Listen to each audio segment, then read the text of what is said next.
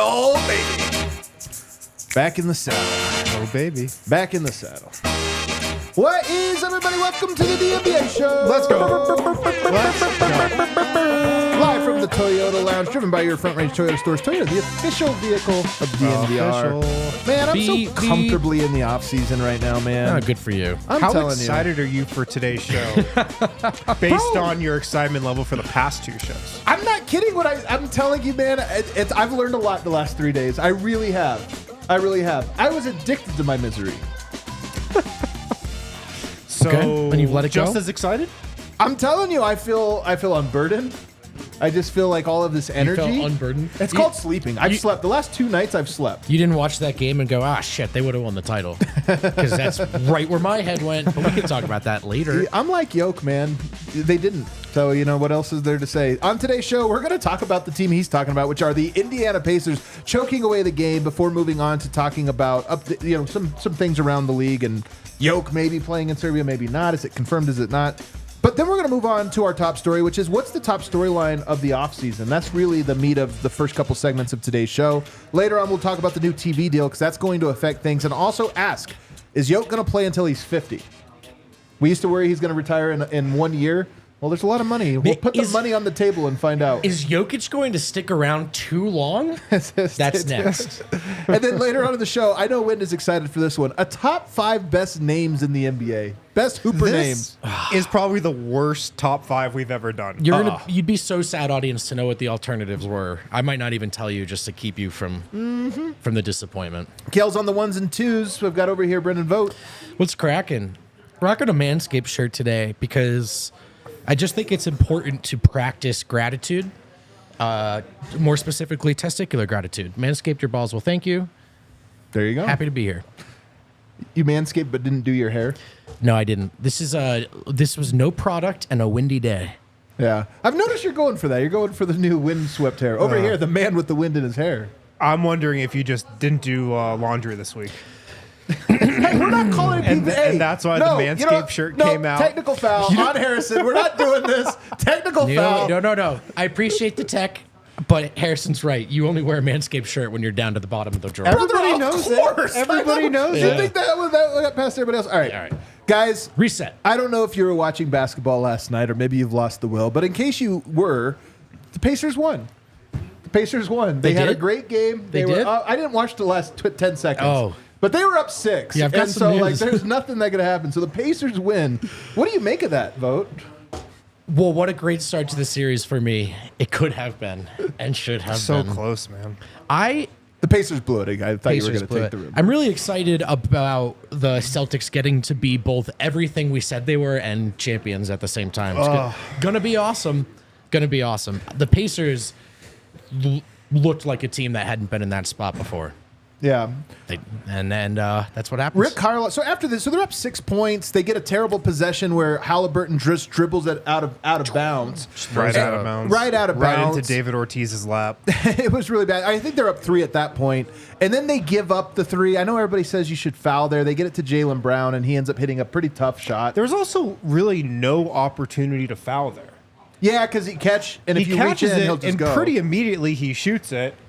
And then LeBron hops on Twitter and posts a clip of his future coach saying you should foul. Also, watching it live, there's not really a chance to foul right there. Like, what is he talking about? The bigger thing is, how did that shot go in, man?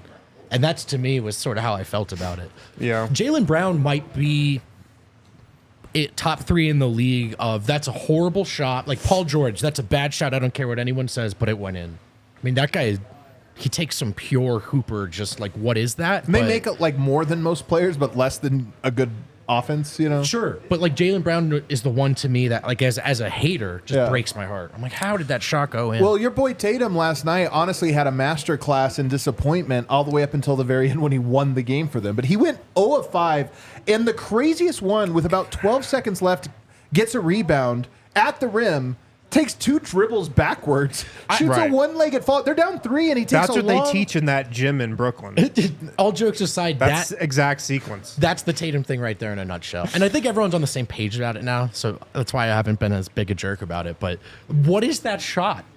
And that's kind of who Tatum and I think some hoopers are. Having said that, I gotta take my medicine here, man. They're also up 1-0 in the conference finals. Well, the Celtics are just good enough, and the East is so bad that I feel like this is going to be how every game this series is played. We're going to talk about how the Celtics should have lost, but how they just won. Yeah. Because the East is a joke, man.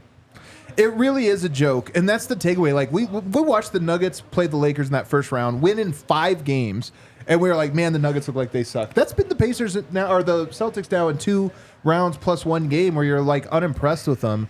But I guess to your point, to me, it's funny that your takeaway was like, damn it, man, they were going to win the title, which is a fair takeaway. Mine was, oh, cool, a worst collapse. Like 2 days. Definitely had the worst collapse for like 48 hours. That's clearly a worst collapse. I don't think anything's going to top the Nuggets in Game 7. That one, unfortunately. It's a Game 7.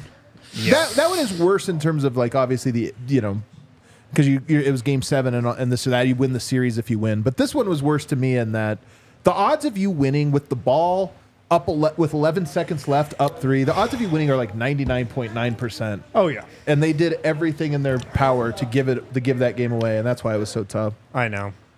Another takeaway is that the Pacers are almost up 1-0 right now, and the NBA obviously wants a lot of parity. They don't want any dynasties anymore. That's why this new CBA with this bullshit second apron is in. The Pacers were very close to being 3 games away from being in the finals. I know, dude. Which means they had a outside chance of winning the championship. And still kind of do. Which is crazy. It's insane, honestly. Like, when you think about the Celtics win, narratively, it makes sense. The Wolves win, narratively, it makes sense. Even Dallas, to me, narratively, it makes sense. But the Pacers, that was my thought with like 2 minutes to go in the game. I was like, what if the Pacers win the title this year? What would that mean? Remember, it means there's a lot of stock you can put in the in-season tournament. That's what it means. Let's go in. There's a lot of correlation there. What it takes, man. But also, do you remember our midseason check-ins with the Pacers collectively? It's like really impressive, headed in the right direction. Obviously, they won't make the conference finals. Right. And, well, here they are. Also, you now look at it, and what do you have? A 3 seed and a 4 seed, or a 3 seed and a 5 seed, and a 6 seed, and a 1 seed. Just kind of something to keep in mind. I think that won't be too uncommon. Honestly, obviously, you have better odds if you get home court advantage and all these different things, but it is worth noting that it's a bunch of mid seeds that have made it to the conference finals this year outside of Boston. And look at the Miami Heat last year. And the Denver Nuggets this year, specifically the home court advantage they did not protect. Right. And I think there are trends. I mean, even Game 7, this is not an excuse, an observation. Those have been going to the road teams more lately, and is that all about 3-point variance? Is that? I think in-season tournament, there's a lot of things. Whereas before, you're jockeying for this type of position or that. I think now with the in-season tournament and everything else, the incentives are just less clear. It's less clear whether you should keep your foot on the gas pedal. And then, do you want a 1 seed? Do you want a 2 seed? You don't even know who you're going to play. Remember this year, it was like unclear if the 3 or 4 seed was actually better than the 1-2 because of who you might draw. And I think that actually, the nature of the in-season tournament, typically a 7 or an 8 seed, like everyone has to sprint just to get into the playoffs, and we know what that is. But now without that sprint, there is the case of, hey, this team was a 3 or 4 seed caliber talent. They fell down to 7, 8, and then just let go of the rope because it didn't really matter. They were like, we'll be the 9. It doesn't matter. So I think there's a little bit of that as well, where as in years past, you might have had to sprint through just to make the 6 seed. Yeah, and then you got the Clippers, who have had that philosophy for this entire Kawhi, Paul George era, and still have never done anything in the playoffs. So true. It's so true. You got both sides of the coin there. Here's what I'll say, because I'm not going to say that home court doesn't matter. I just think the better teams win. Yep. I think I would agree with that. And so your focus should be as much on being healthy, rested, but also being the best team. And it's why Nikola Jokic in his infinite wisdom never talked about, oh, we need the 1 seed. Never really talked about health, although he did mention it being important, but he wasn't the most important thing. The most important thing was that we're playing the game the way we're supposed to win. And it's like, that is the truth. And Denver, I think, was about 80% of that this year, maybe even a little lower. Whereas I think they were 100% of that last year. Yeah. And that, more than anything, is what I think sunk them. And there you go. Real quickly, JJ Redick is rumored to be in the running for going to the Los Angeles Lakers. LeBron is obviously doing a podcast with him. Yes. His name is out there. What do you think of this? Would he be a good coach? No. It's going to be a disaster. Guaranteed. Why? 100%. Look, man, coaching in the NBA, I think it's way harder than anybody actually thinks. Of course, for sure. And if you've never true. done it before and don't know how to manage a life as an NBA coach, I feel like it can be a really rude awakening. And JJ Redick is the exact opposite of coach that I think the Lakers should go for. What? In what ways? Hasn't been a coach in the league currently. That seems important. That's number That's a good one. place to start. Obviously cares about his image and how people view him and, his dealings off the court a lot. Maybe his focus isn't 100% on, let's just grind film tonight. And, 3, how often do these types of hires really work out? What is this type of hire? A guy who's, not a coach. Oh, right. The Lakers should be hiring David Adelman. That's who they should be hiring. Shh. I mean, Don't let that out. do you think they're going to listen to this show and be like, "Oh, actually, Adelman would be good"? Yeah, he could be. That could be how it is. If you were JJ, you guys might think this is a silly question. Would you take this job? 100%, yes. Lakers head coach is kind of like an He's iconic set up for job. life if he takes this job. He'll just keep getting other ones, you think? Is there a version? No, he could just it's bag a anything cool like that. $50 million. Oh, well, because I'm kind of thinking of it's not quite the same situation, but just in terms of potential outcomes. Wes Unseld Jr. waited for head coaching opportunity, understandably took the first one he could get, and it was a horrible gig, and he may not get to be a head coach again for a while. So I'm just wondering if you're JJ Redick, obviously. Look what happened to Steve Nash. Sorry, that's the comp here. I No, think. that's good. I'm just interested, is there a chance that taking this as your first gig actually undermines your career? Totally. But I don't know. Does he want a 30-year career in coaching? Yeah, you're right. This part here. I don't know, man. A 3 or 4 year stint where you're a coach and it's memorable and iconic, and then you move And then on to you're something rich else. and you Larry move on. Bird did this, by the way. Larry Bird coached Yeah. for a cup of coffee. you don't, had a great you team. don't pass up the Lakers job. Yeah. You don't pass that up. It's life-changing money. Probably get fired after 2 years, and you're just sitting on, a 3-year, $30 million contract that's just guaranteed and coming to you. And it just elevates your status so much in the NBA world. So you don't pass it up. Yeah. It's an interesting question just about JJ in general. Because, first of all, I am with you. Coaching is not what people think it is. People think it's you had a good idea, and then that just got infiltrated into the minds of your players. That's not it at all. Having the good idea and strategy and X's and O's and game plan and all that stuff. First of all, it's not one thing. That's a million things. It's in the moment, what is your strategy? But it's also, what is our overarching philosophy? Yeah. What are the things that are important to us as a group? That's a million layered things in and of itself. But there's other parts of this that of coaching that are way more of the pie than people realize, and it's ego management, it's communication, it's inspiration, it's all of these other things that require very specific personality types. I think there's multiple ones that can fit it. But one thing you can't be, you've got to have both an ego that is strong enough to withstand NBA players, but flexible enough that people can criticize you and come at you. And that's the part with JJ Redick that I look at and I go, he has gotten into a lot of beefs with coworkers and this or that over perceived, in my opinion, over perceived respect. And you should be talking about it this way. You should be talking about it that way. Guess what? An NBA coach is managing 50 people between players and staff. Not everybody's going to be on your wavelength. Give and take is part of the gig. Step one would be shutting down the old Twitter account. Seriously. Maybe, but Okay. Like actually, because and I think he would, but just you gotta. But to your point though, this is the transition from media type kind of accessible, willing to exchange opinions and even barbs with people to, be, the internal perspective that coaches have forever and always of like it's just us in this camp over here. Outside noise doesn't matter at all. And we tend not to even interact with it. But you know who was proving that theory wrong? And you're going to laugh. Coach Prime. You're going to say that's college. It's different. Guess what? Coach Prime came around during a paradigm shift where NIL and social media and online marketing and self-marketing was a thing. I think there's a world where, look, LeBron still has the attraction power of he runs the league. So playing with him still has its own perceived bonus. And then you have a JJ Redick arm where JJ Redick has built up a media empire in short order. He's very influential.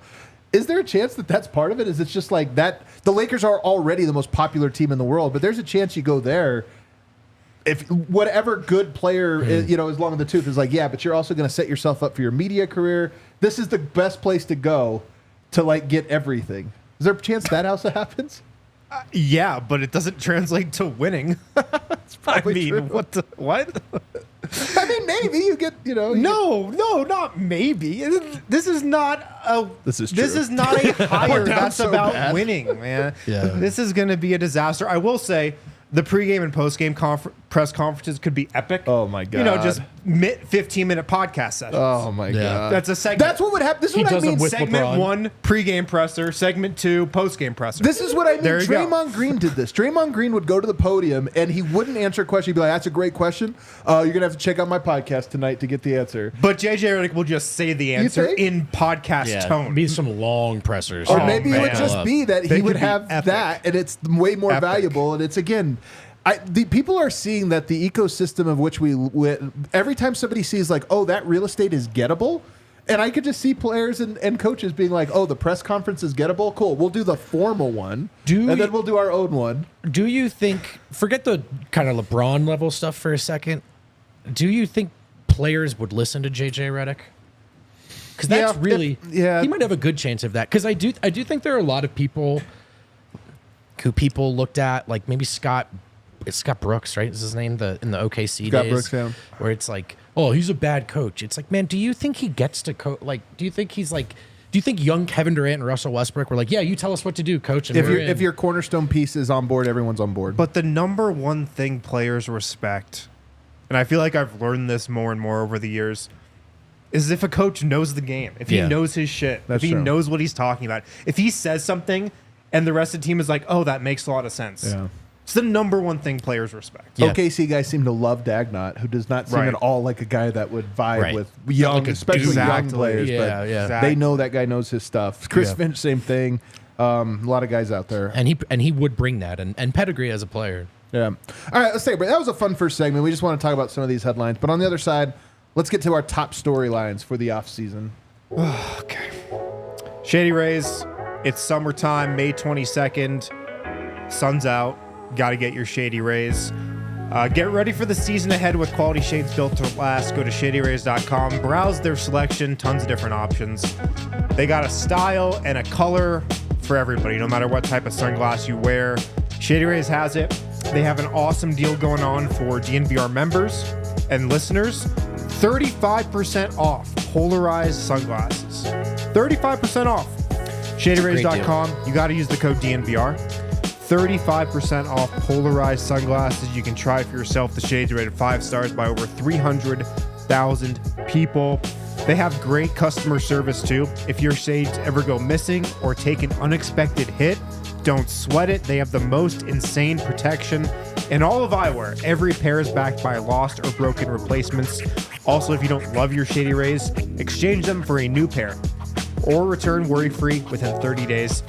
ShadyRays.com. Use the code DNVR for 35% off. I suppose I should admit that the NBA is still going. You can play along at Bet365 where it's never ordinary. If you don't have an account, go ahead and open one up. Use code DNVR365 at sign up, and I'm happy to tell you why if you do.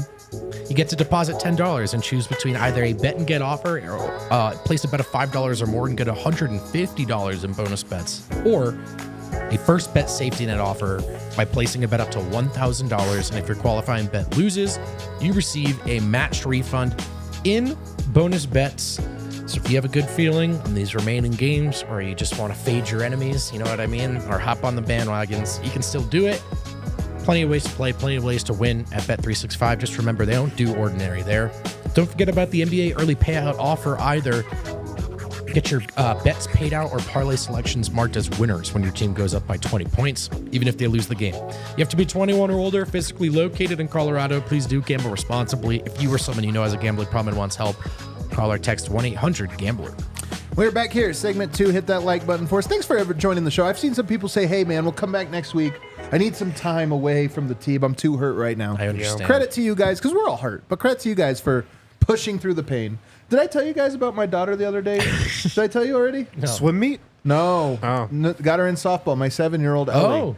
First pitch, I went out there to play a little catch with her, you know, like very first pitch, boom, right in the eye. Oh, no.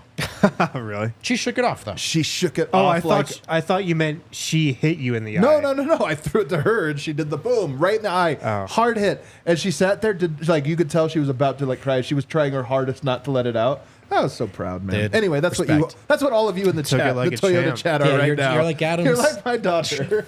Black eye, daughter. but not going to stop you. Harrison, let's talk about the Nuggets offseason. What is the top story of the Nuggets offseason? The top storyline of the Nuggets offseason is the thumbnail for this show. Will KCP re-sign with the Nuggets? He has a player option for next season, $15.4 million. I believe, from everything I've heard, he's going to decline that, and he'll be on the open market. He's going to have suitors, absolutely. There are some teams with a ton of cap room. There are some contenders. There are some middling teams, some lottery teams with cap room. And, if the price is right, I believe Denver will want to bring him back. But it's kind of going to be the question that shapes the rest of the Nuggets offseason, I feel like. I think it definitely is. You've presented this, though, more as an open-ended thing. You feel like it's still open-ended. Anything's possible. Yes, I do think anything's possible. I think it's more than likely he leaves, though. That's the more likely outcome. Yes. Because he could have offers so large that while Denver has bird rights, it would still take them. They're still looking at the second apron, and it would be tough to keep all these guys together. There is the thing, though, of I guess because you just go to the second apron. That's the reason you would want to avoid it. There's a chance that you could sign him to like a 3-year deal and then trade him after a year if that's how you wanted to move. Yeah, it it feels like the Nuggets do want to avoid the second apron, though. Based off everything they've said publicly, Calvin Booth and Josh Kroenke. And yeah, really, regardless of what you sign him for, you're going to be in the second apron. Now, like, they could sign him for whatever amount of money he wants. They could go up in salary as much as they want. But it feels like they do want to avoid the second apron. Do you feel that? So tomorrow, by the way, they're doing a press conference. The Denver Nuggets are. We'll be there. Yeah. With Josh Kroenke, Michael Malone, and Calvin Booth. Yeah.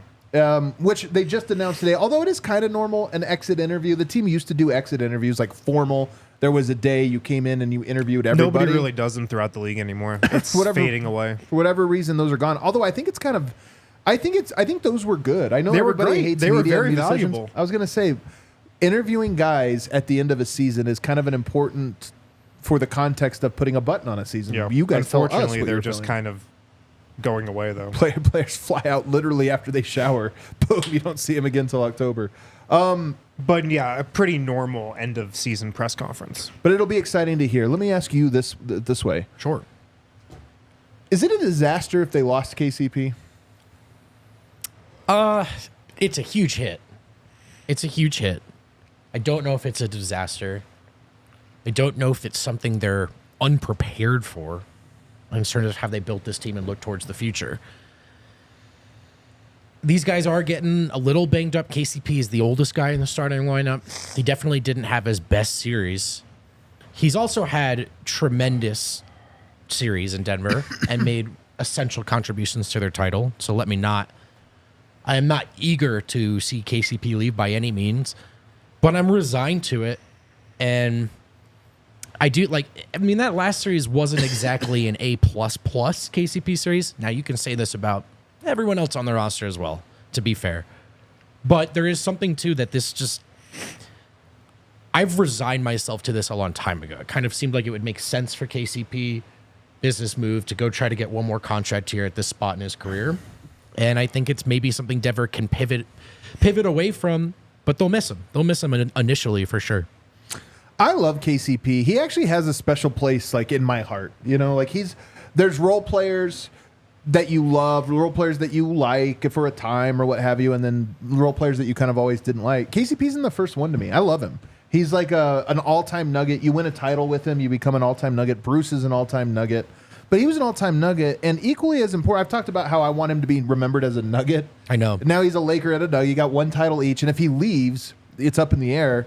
But equally as important for me, Harrison, the Nuggets were last in three-point attempts in the regular season this year and 10th in three-point percentage. That's never been a strength of theirs, and he is top 3 three-point shooter on the team. Just to lose him and to say, okay, you're going to replace him with Christian Brown, I think the defense might actually be a lateral move. I'm higher on Christian Brown's defense than almost anyone. I think that could be close to a lateral move, although it's a different type. You get stronger in some areas, weaker in others.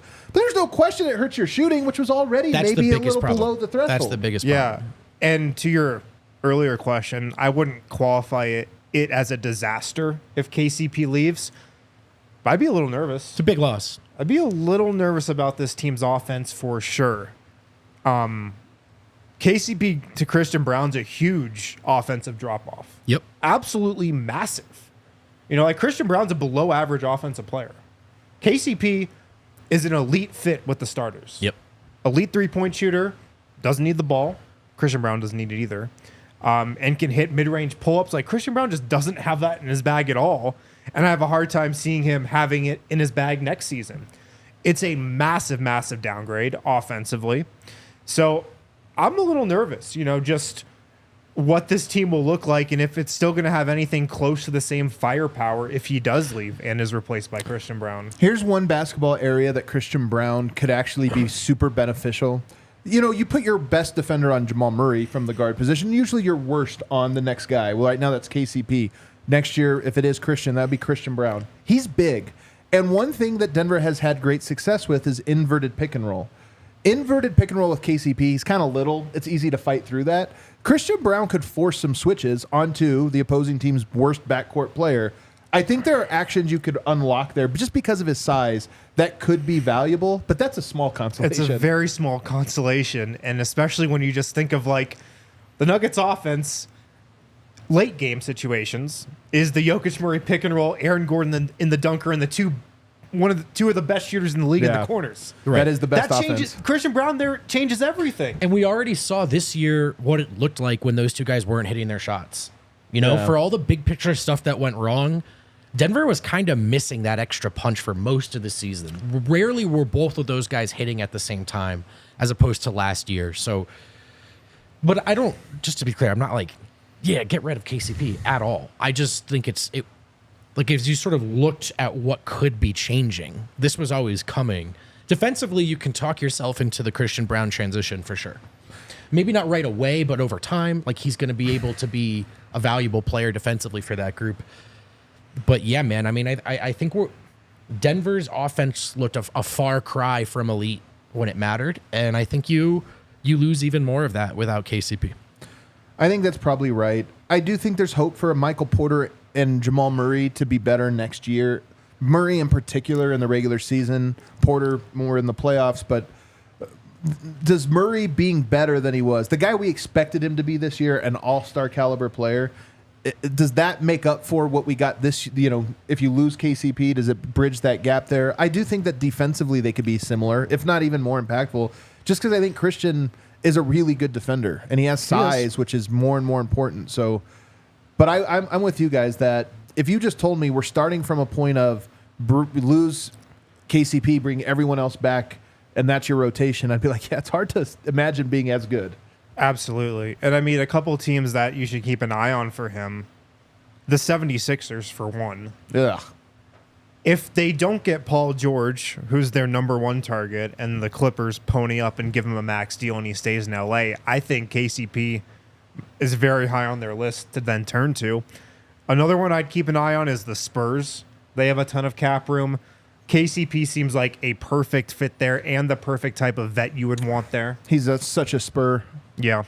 And then the Pistons as well. I don't know if he'd want to go there, back to Detroit where he used to play, but they have so much cap room. They could throw a massive bag at him. And this is probably, KCP. This is the biggest payday he's got left in his career, most likely. Yeah. Let's go. What's the next big storyline? So Next we're off to a big rough start. storyline. Okay. Let me see what I have here.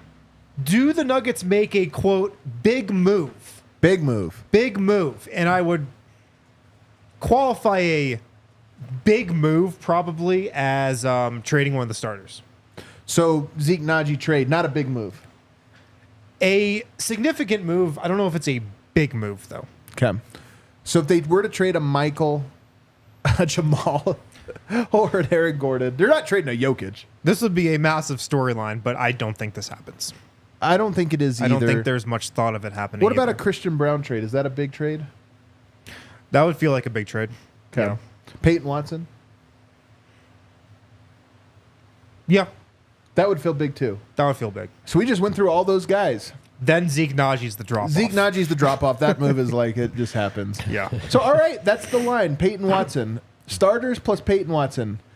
Do we see a big move this offseason? I mean, this is the first time that I'm less sure. I'm going to say no.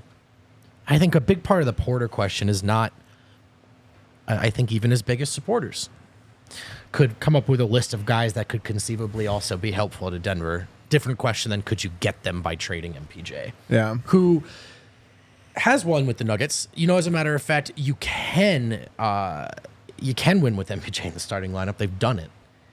So we know he has some value to Denver, even on that deal. Does he have more value to anyone else in the league trading for that contract than he currently does to Denver right now? Probably not. So unless it's a concession about moving off of the deal, which a lot of people see as maybe a wise choice, but you're definitely not talking about getting value back. Maybe some depth.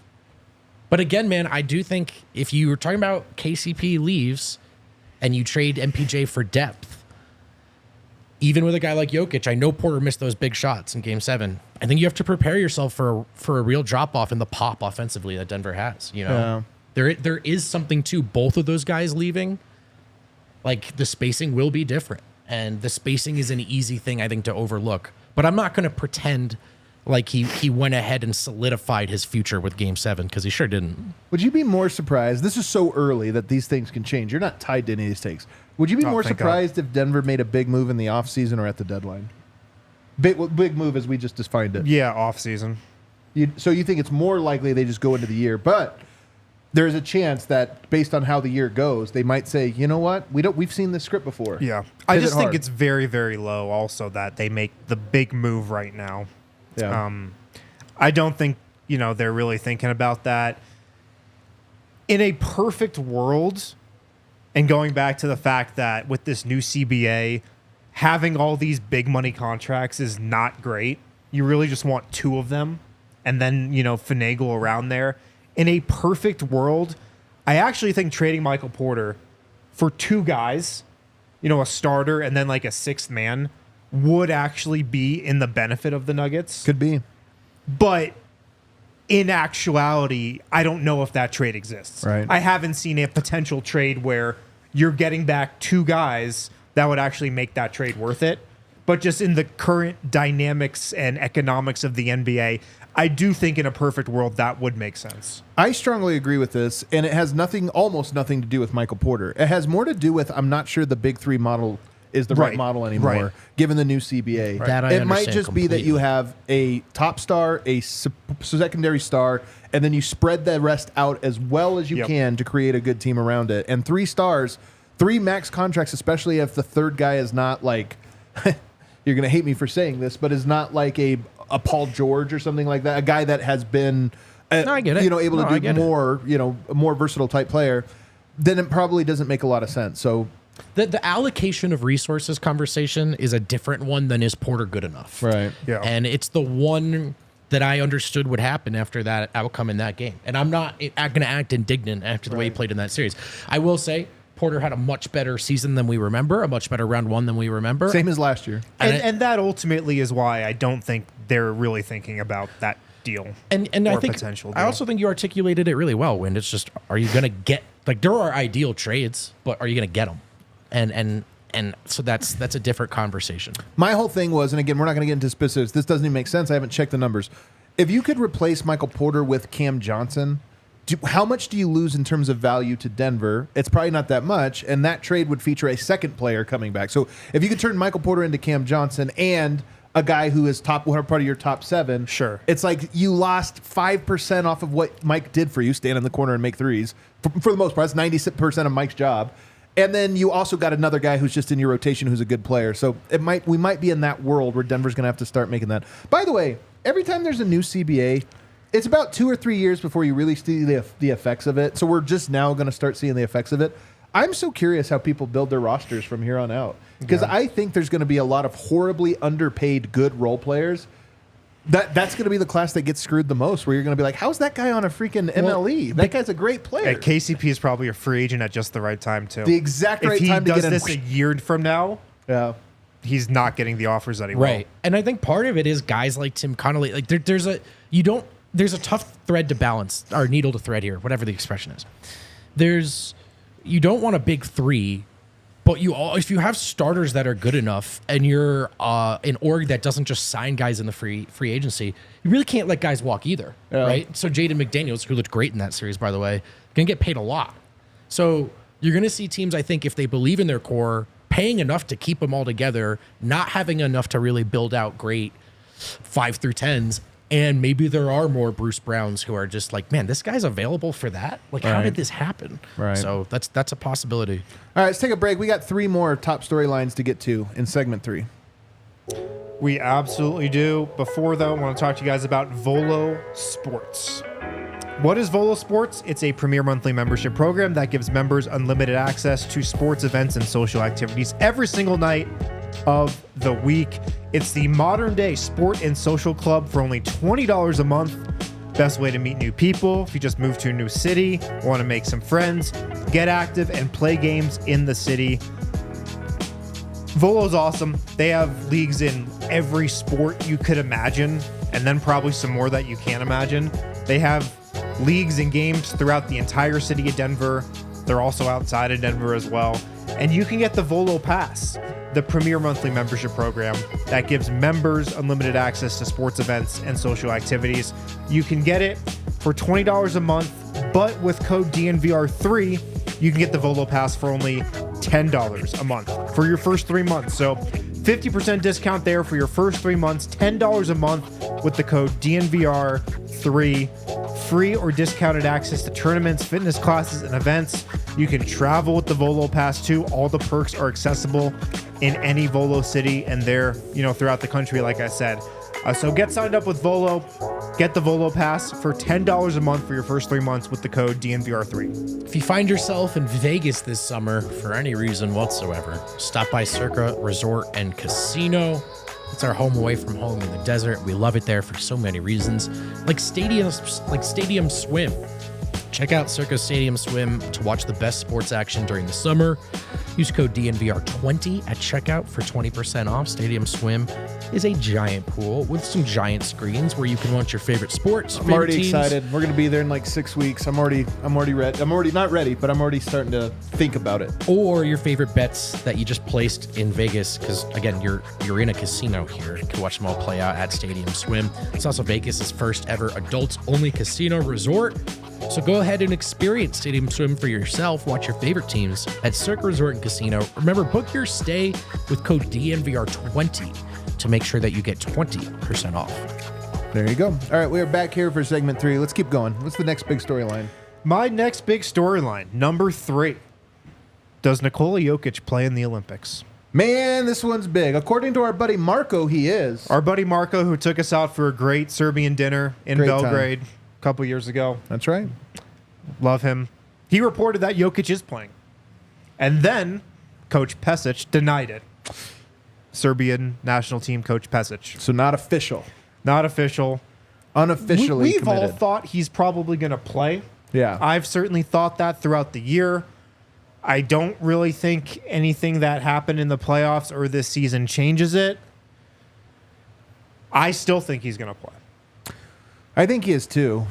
And it would be a pretty big storyline because Jokic looked pretty exhausted. Jokic looked pretty exhausted in this playoffs. We've talked about it a lot.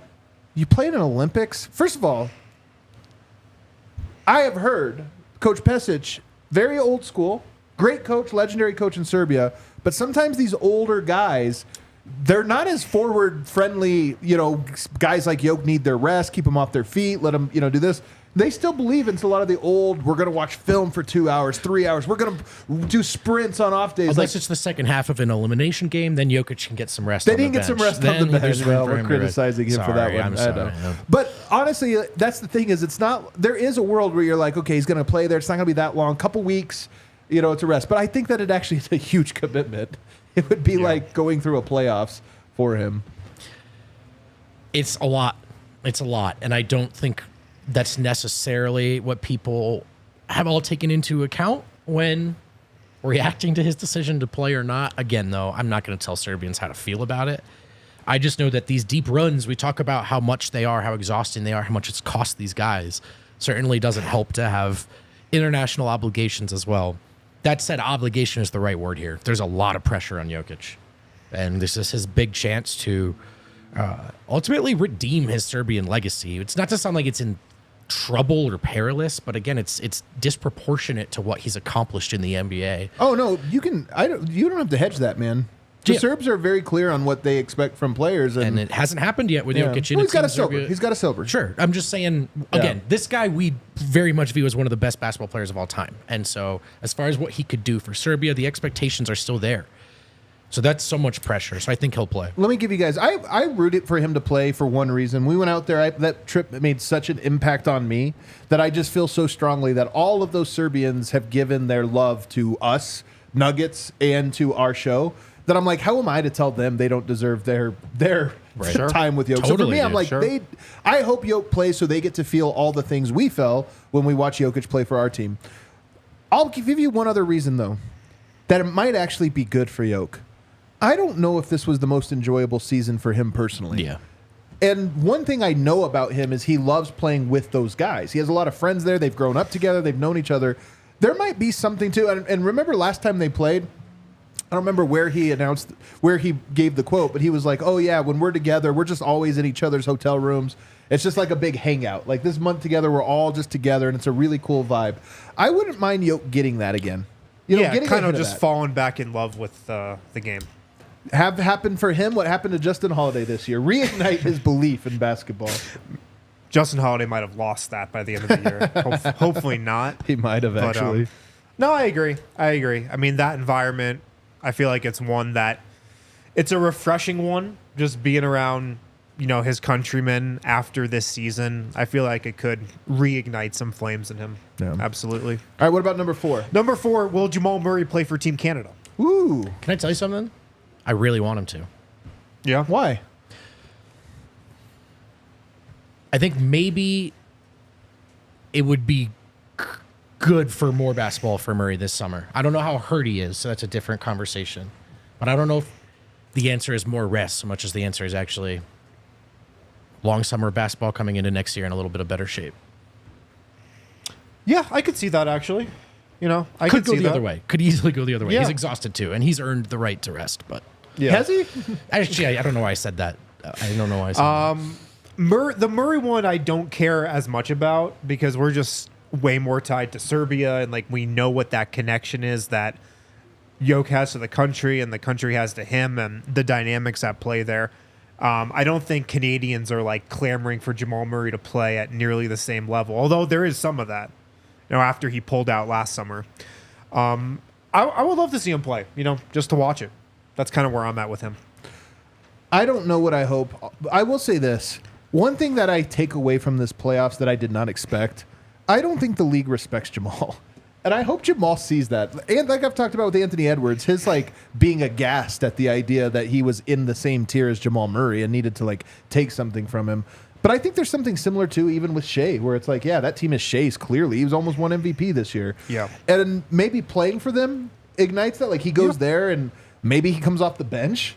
Maybe he. Well, he won't be playing if he's coming off the bench. Well, then he would be. But I'm saying maybe that's like something that you need. Like right now, it's sure. There's a level of like, oh, I'm the guy, and he is here in Denver. But I do wonder if you go to a team like that and they're like, hey, we're kind of going more defense here. Yeah. And Lou Dort and Shea have a good chemistry, so we're going to bring you as a super six man. And just same thing, man. Like these guys have been playing together for a long time in a certain league and environment for a long time, and we said joy for Jokic, but it might just be nice for Murray to play basketball in a different setting that has nothing to do with the Denver Nuggets and nothing to do with being Jokic's sidekick and just hooping for Team Canada. So we'll see. I mean, I think you could make either argument for Jamal either needing to rest or maybe benefiting from playing, but I'd like to see him play. Well, you know who else is on the roster is Nickeil Alexander-Walker, who just guarded him for all these games. Like, this is what I mean about Jamal is I feel like he's come down a few pegs. You walk into that practice.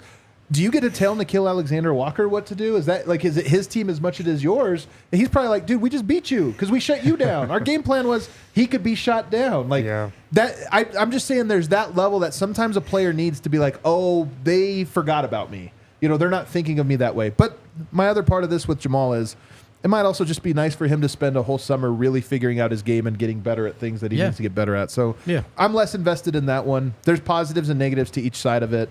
I just hope at the end of it, he's in great shape and is hungrier than ever. Right. Me too. All right, last one.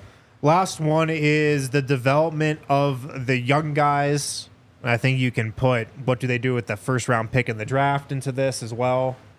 And do the young guys include Zeke Naji or is he traded? So here's what's interesting about that Zeke Naji. Do you remember Michael? Kind of threw him in there. Michael, one of the young guys.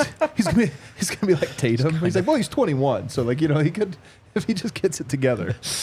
Do you remember what Michael Malone said? He put up a thing on Zeke, thing in the weight room that said like, "What are you gonna do with your summer?" And it was a picture of Zeke Naji. Do I remember? I imagine that's no longer inspiring. Guys probably look at that and are like, well, I didn't do anything for him. Why would I do that? Oh man.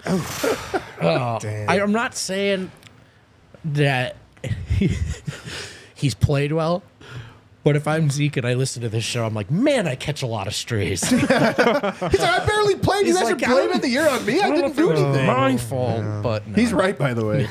I'm on Zeke Naji's side on this. I put out the tweet the other day. Everybody brought out their pitchfork. I'm like, come on, guys. How many guys have come through the bench and been horrible? Yeah, everyone. Like, there's not. What's our best bench guy? Bones. But really, outside of that, we've had a million Trey Lyleses and Jared Vanderbilts and Malik Beasleys and guys that I think are serviceable NBA players. But yeah, does Christian Brown develop? How much does his offense rise up here with him potentially moving into the starting lineup? Massive summer ahead for Peyton Watson. He's got to get a lot better. A lot better. Yeah. And then, Julian Strawther, I think, is the next guy up.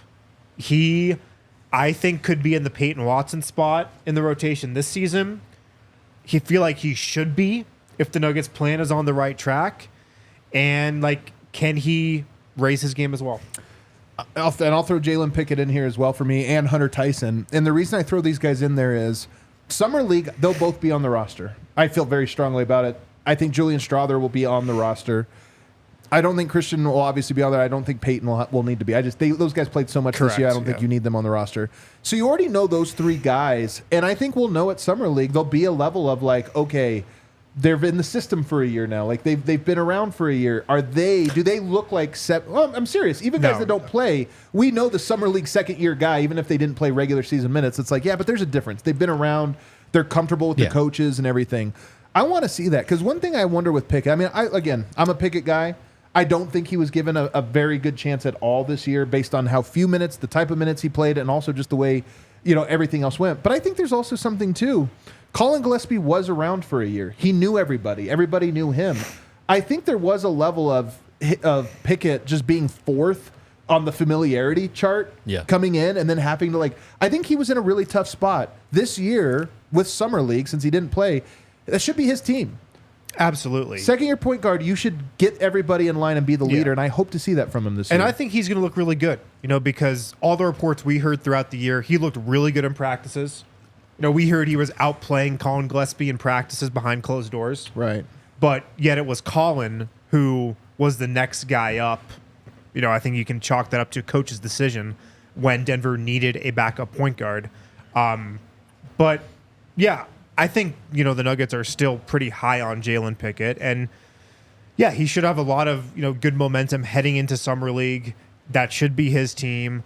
It'll be a great chance to see, how he's grown. And look, this is like a former second team All-American guy in college who was one of the better point guards in the country. I feel like, there's still a chance for him to be a guy for Denver. Also, Denver needs to explore it. The long-term backup ball handler plan was Bones Highland, and he botched it. 82 games of Reggie was a lot. He's 34 next year. How much is Reggie Jackson going to play again? How much should Reggie Jackson play? Would be surprised if they traded him. Who is the backup point guard? What is the long-term plan for backup point guard? Yeah.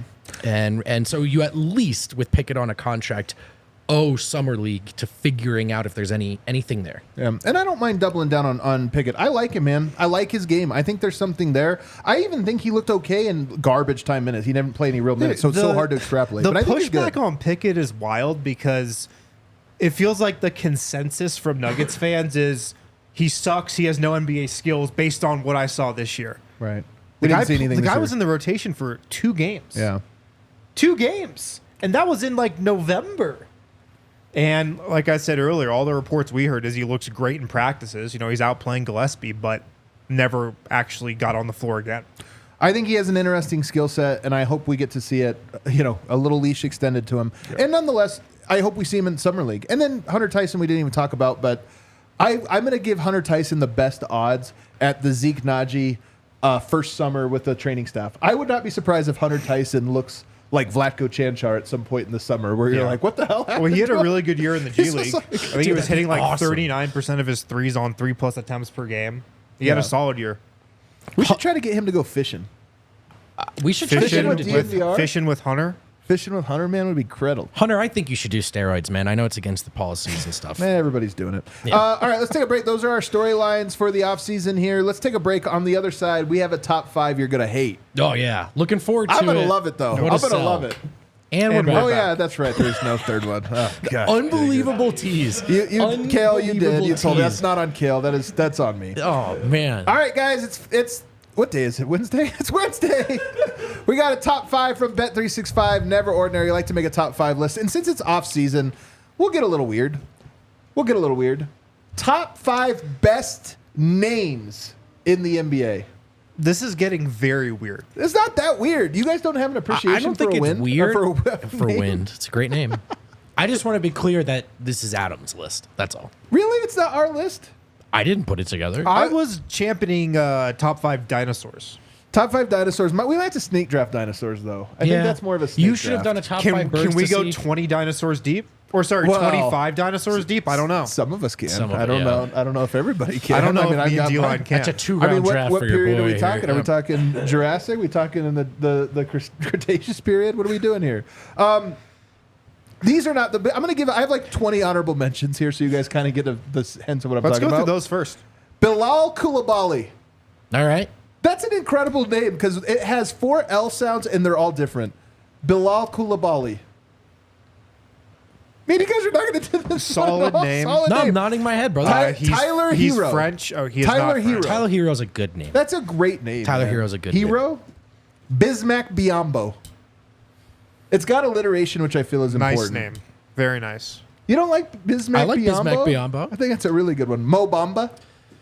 So good, he It's a got good a one. song named after It's a good him. one. It's pretty much what he has going for him right now. I like Emmanuel Quickly. I just think Quickly is a great name. If you have a for name that suits your play De'Aaron style, Fox, Quickly, yeah.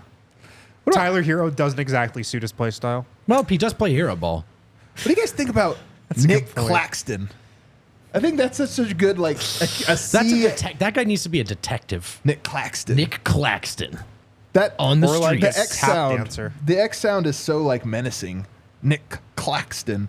Marvin Bagley. I love that you're doing honorable Marvin mentions. Bag Leslie. But Bagley is a cool name. I think Lou Dort is the name that best matches the style of play. He plays like a Lou Dort. No frills. Tough. Like a Dort. You guys are just not on the level here. Can we Josh get to Hart? your list? Can we Josh get to Hart? the actual list? Josh Hart Another name that This is a suits his top play 15. style. totally does it. Moses Moody. That's a Kel, good you can one. hop on the mic for these. Come on. Moses Moody. What do you think? All right. Quentin Grimes. That's a good name. Suits his play style. Sports star well. Bull. I just think that's it. That we can't. That one's an incredible one. Sure. And then Ricky Council. I think Ricky Council is hilarious. Now the top 5. Here we go. Top 5. Now this is what we really came Buckle up, for. folks. Hope you got your popcorn during the honorable mentions. Danilo Gallinari. I love the L's. Bilal Koulibaly, Danilo Gallinari. Danilo. Gallinari. This is why I need D-Line here for these lists. We can't have D-Line off on any of these I days. actually He'll at think least D-line engage. would be on our side of this. No, he always discussion. laughs. All right. Number 4, Bam Adebayo. What do you like about this name? Bam is a sick name, dude. And also Adebayo is Bam. fun to say. Bam, bam. It feels Yeah. like Creole. Like what do they speak in Louisiana? And the bio? I feel like this is just the video of guys sitting around naming Maybe NBA guys. yeah, players. you are just Number 16 number names 3. deep. This is my favorite one. It could have been number 1 on my own personal ranking. Jaime Jaquez. It is Not a only cool is it sounding alliteration, name. it's also both the soft J. Yeah, It pairs with alliteration it pairs plus with his one. aesthetic too. Like, Oh, you know he's what I such a mean? Jaime It's Jaquez. a good.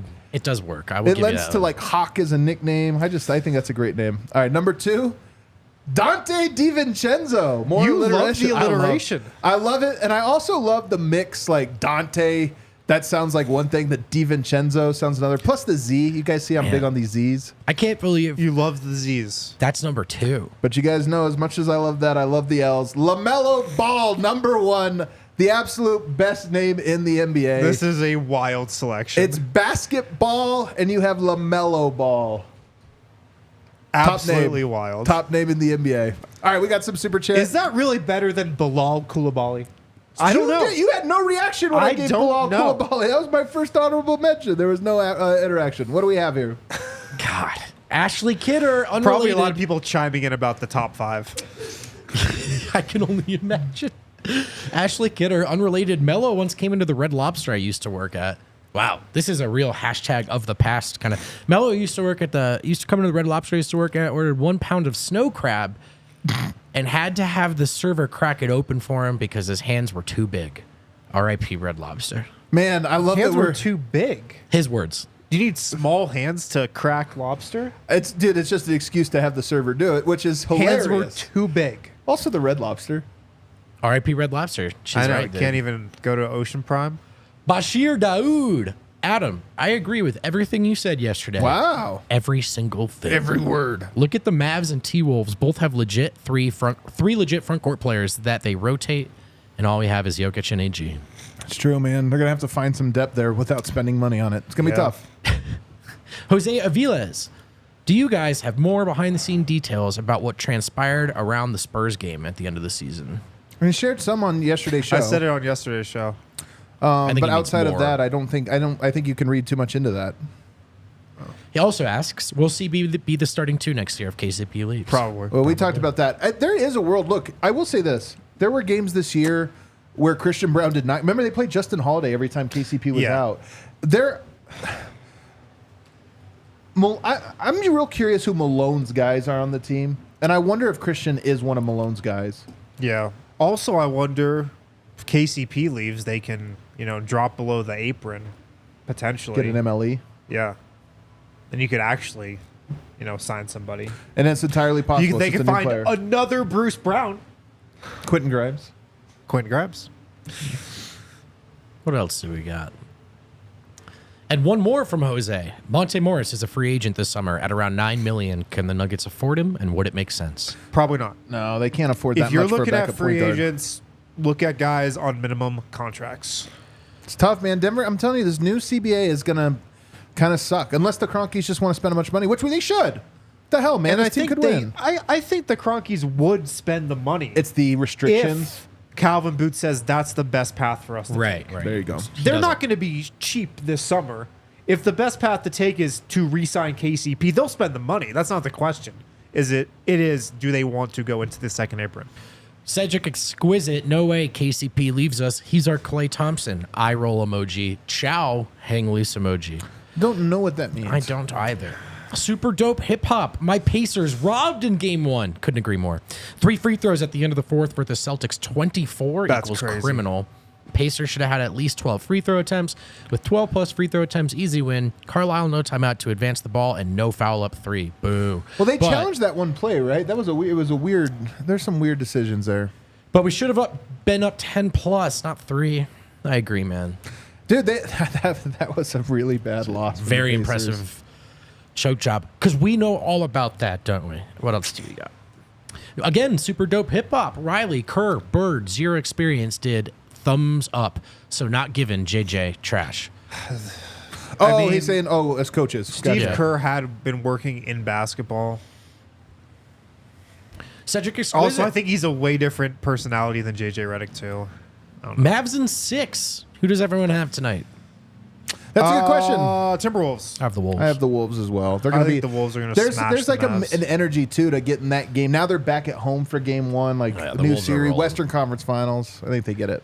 Austin Ness. Does trading Porter for a smaller contract and maybe a pick make retaining KCP easier or / make sense? For example, Porter for Grant Williams and the number 6 from Charlotte. I mean, trading Porter for that would be rough. We would hate Grant Williams. Mavs hated him. Yeah. And then the number 6 pick, like, that just makes you so much worse. So young. Michael Malone might quit. Yeah. Might literally be But like, I do what are you think, I doing? mean, sure, it would give you more wiggle room to re-sign him. Yeah. Another one from Super Dope Hip Hop. MPJ, AG, 29 points per game in the first 6 Western Conference semifinal games. Only 11 in Game 7. AG, 18, 6, 5, 2 stocks. 65, 63 splits. Games 2 through 6.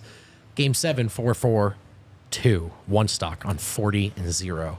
I was shocked how invisible he was in Game 7. I honestly think if we did a tired rankings, he would have come in first. Dude, I think AG was out of it, man. I hate to say it, and I don't, I'm trying to give it an excuse. I think he ran out. watched him walk out of the arena and he just looked exhausted, man. He just looked so exhausted.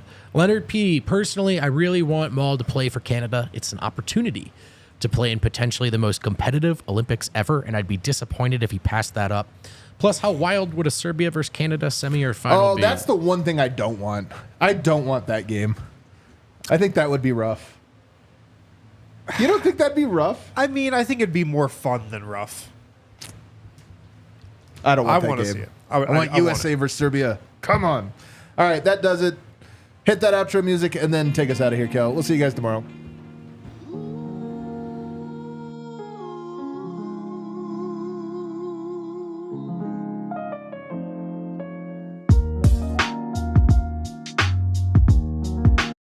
We